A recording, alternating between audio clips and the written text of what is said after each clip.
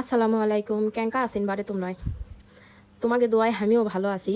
তোমাকে সাথে আমি একটা কথা শেয়ার করার জন্য আসনো। স্বামী বাড়ি থেকে আলে যে সব বুবুরা তোমরাই বাড়ির সব কাম করে সারে বসে শুয়ে বসে মোবাইল টিপিন, তাহক আমি একটা কথা কই, শোনো তোমরাই।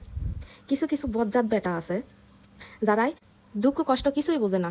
তারাই মনে করে যে বইয়েরা সারাদিন খালি শুতে বসে থাকে, মোবাইল আর টিপি দেখে। স্টার জলসা, জি বাংলা সিরিয়াল আর টিকটক দেখেই বেন দিন পারি দেয়। ঘরের কাম মনে হয় অন্য মনে হয় মানুষ করে দিয়ে যায়। তাকে জন্যে তোমার ঘরক একটা টিপস দিয়ে শোনো।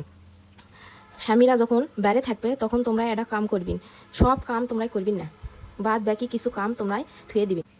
কারণ স্বামীরা বাইরে থেকে এলে যখন দেখে যে তুমি খালি মোবাইল টিপছিন, তখন ভাববে যে তুমি সারাদিন খালি শুতে বসেই থাকেন, কোনো বাড়ির কোনো কামই তুমি করি না। সেই জন্য তোমার ঘরক একটা বুদ্ধি দিই, স্বামী বাড়ি থেকে আসার আগে যত কাম আছে সব কামেরই 3 ভাগ করে 1 ভাগ থুয়ে দিবিন। যখন বেটা বাড়ি থেকে চলে আসবে তখন বাদ বাকি কাম করবে লাগবিন। আর এমন হিক পারে কাম করবিন, বেটা মনে করবে যে তুমি সারাদিন খালি কাম লিয়ে পড়ে আসিন, তুমি খালি সংসারের খালি উন্নতি আর উন্নতি করছিন।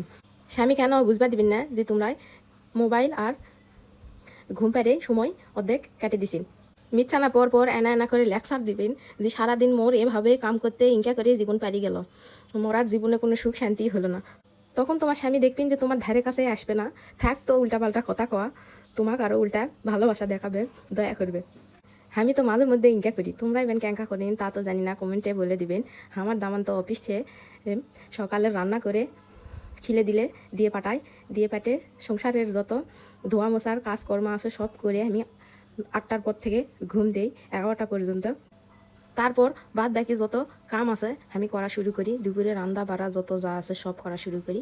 আমার স্বামী যখন 2টার পর অফিস থেকে চলে আসে তখন আমি এমন হিকতে হিকতে কাম করি যে আমার দামান হামাক দেখেই দরদে একেবারে মরে যায়। বাপো, এমন ভালোবাসা দেখায়। হামাক খালি কয় তুমি শহরও থাকিন তাও তোমার চাল চলন পাল্টায়নি, তুমি খালি সারাদিন কাম কাজ লিয়ে ব্যস্ত থাকিন, তুমি না সাজে গুজে ভালোভাবে থাকা পারি না। তখন আমি উল্টা ঝাড়ি মেরে কই, আমি যদি সাজে গুজে থাকি তাহলে তোমার কাম এলাকাই করবে। আমার এই হিটলারি বুদ্ধি ক্যাঙ্কা তোমরা না কমেন্টে জানাবিন। তোমার ঘরক অসংখ্য ধন্যবাদ আমার ভিডিওটি দেখার জন্য।